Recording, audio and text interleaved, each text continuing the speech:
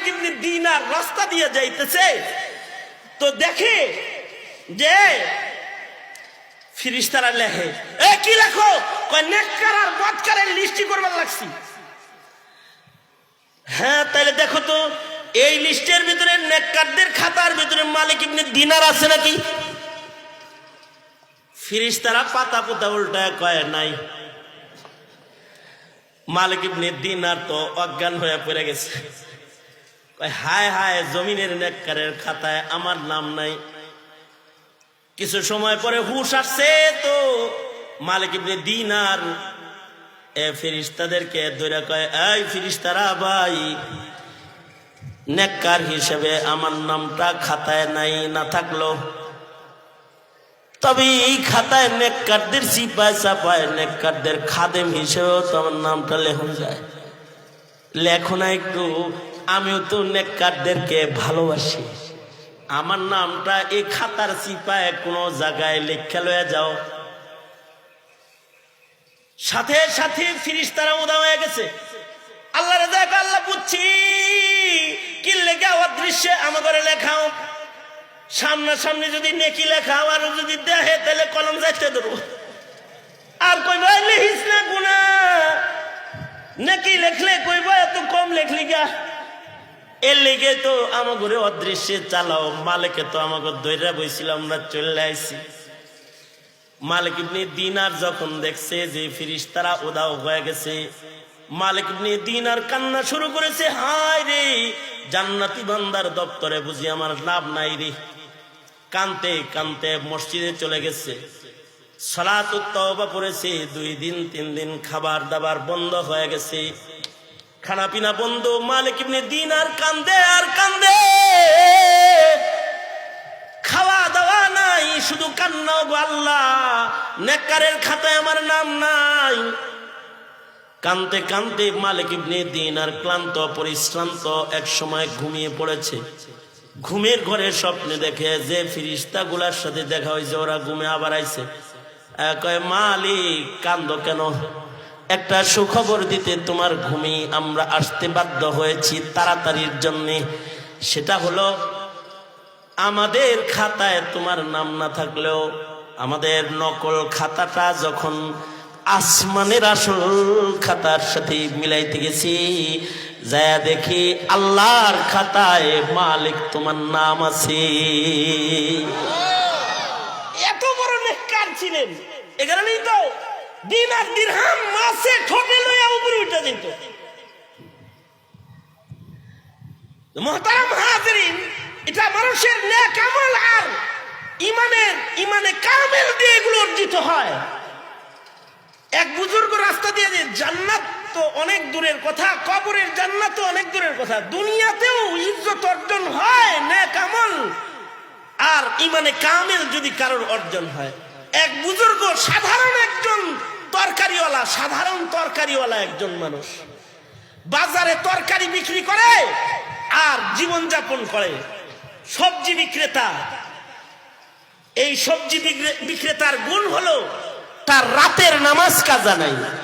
এই সবজি বিক্রেতার গুণ হলো সে সব সময় ওযুর হালতে থাকে। আল্লাহু আকবার বলেন। ওযুর হালত বুঝছেন তো? আমরা তো মনে করেন খালি মনে করেন 5 বেলা নামাজের টাইমে ওযু করি। আর কিছু মানুষ আছে এদের ওযু চলে গেলেই তারা ওযু করে, তারা ওযু ছাড়া এক মুহূর্ত কাটায় না। যেমন হযরত বেলাল তাহিয়াতুল ওযু নামাজও ছাড়ে না, আর ওযুর হালতও নিজের থেকে সরায় না।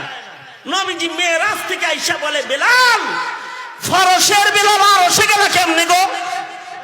জমিনের বেলালের আওয়াজ জান্নাতে গেল কেমনে গো? আল্লাহু আকবার জোরে করে বলেন। এ কালা বেলাল, তুমি এইরকম পাওয়ারফুল যে তোমার জুতার আওয়াজ জান্নাতের ভিতরে, কি আমল করো?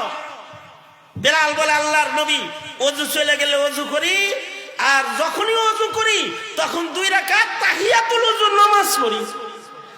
এই সবজি বিক্রেতার একটি গুণ হাকিম মোহাম্মদ থানভী বলেছেন, এই সবজি বিক্রেতার গুণ হলো যখনই তার ওযু চলে যায় তখন সে ওযু বানায়, ওযু করে। এটা তার সিফাত, এটা তার গুণ। 5 ওয়াক্ত নামাজ তাকবীরে উলার সাথে পড়ে, হালাল খানা খায়, হারাম থেকে নিজেরা বাঁচায় অনেক গুণী গুণী। এই লোক রাস্তা দিয়ে তরকারির বোঝা মাথায় নিয়ে যাইতেছে। হাকিমুল উম্মত হযরত থানভী লিখেছেন যে সামনে আইসা এক লোক এমনে দাঁড়াইছে, সে যাইতেছে বাজারে আর তার সামনে এমনে দাঁড়াইছে। এই রাস্তা ছাড়ো না কেন, কে তুমি? তোমার আমগর এলাকায় ঘিউরে কখনো দেখি নাই। মানে ঘিউর আমি কইলাম আর কি বুঝাই ফেললে গা, কে তুমি এমনি দাঁড়াইছো? জীবনে তোমারে কোনোদিন আমগো এলাকায় দেখি নাই, চেনা চেনাও লাগে না তোমারে, কে তুমি আবার এমনি খারাইলা? আগন্তুক যিনি সামনে দাঁড়ানো তিনি বলে, আমি আজরাইল আলাইহিস সালাম, আমি ইসরাইল, মালাকুল মউত রূহ কবজ করনে ওয়ালা ফেরেশতা। এ কথা বলতে আমরা হইলে তো ডরায় যাইতাম যে মালাকুল মউত আইছে। এখন যদি আপনারা আমার কেউ কয় আমি মালাকুল মউত, কে হারবেন? এরকম করবেন কি? কথা কর না কে? এই নরেশ সরেশ না কে? বেটা হাঁটবি নাকি? যুবক বেড়ে কথা বস না কে? হাঁটবি মানে তোমারে যদি কয় আমি মালাকুল মউত এসেছি, আমি তো জায়গায় শেষ। কিন্তু এই লোকের যখন বলেছে আমি মালাকুল মউত এসেছি, আমি ইসরাইল, আজরাইল আলাইহিস সালাম আইছি, এই কথা যখন বলছে, বলার সাথে সাথে এই লোকটা হাসিয়া দিয়ে কয়, ও আজরাইল ভাই, কবে থেকে অপেক্ষা করতেছি, আপনি কবে আইবেন? আজরাইল ভাই, যখন তখন আপনি আসতে পারেন, এর লেগে আর সব সময় আমি ওযু কইরা থাকি। আজকেও আমি ওযুর হালতে আছি। বুঝছি আজরাইল ভাই, আপনি বুঝি আমারে নিতে আইছেন। তাহলে আজরাইল ভাই শোনেন, এই যে আমার মাথার তরকারির বোঝাটা আমি নামাইলাম, এখনো আমার ওযু আছে আজরাইল ভাই। এই যে আমার কাঁধের গামছাটা, এটাই হলো আমার জায়নামাজ। কোন জায়গায় যদি নামাজ রক্ত হইয়া যায়, মসজিদ যদি দূরে রয়, তে মুসল্লা বিছায়া বা ওযু আমি আমার রবের কদমে দাঁড়ায় যাই। এখন বা ওযু আছি, কাঁধের গামছাটা এটা আমার জায়নামাজ। ও ভাই, এই যে তরকারির বোঝা নামাইছি, এই যে গামছা বিছাইলাম, এই যে কেবলার ওখানে দাঁড়াইলাম, একটু অপেক্ষা করো ভাই, আমি এখন 2 রাকাত নামাজ পড়তে দাঁড়ায় যাব। যখন আমি সিজদায় পড়ে আমার রবকে ডাকতে থাকবো, সুবহানা রাব্বিয়াল আলা আলা। আজরাইল ভাই রে, তখন তুমি আমার রূহটা কবজ কইরা লইয়া যাও।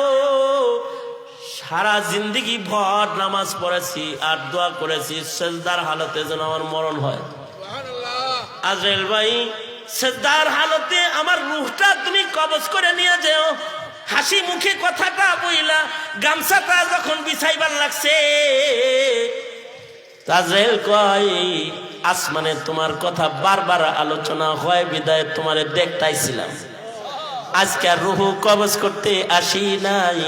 তোমার নেক আমল আর তোমার ইমানের কারণে তুমি আসমানে বড় প্রশংসিত।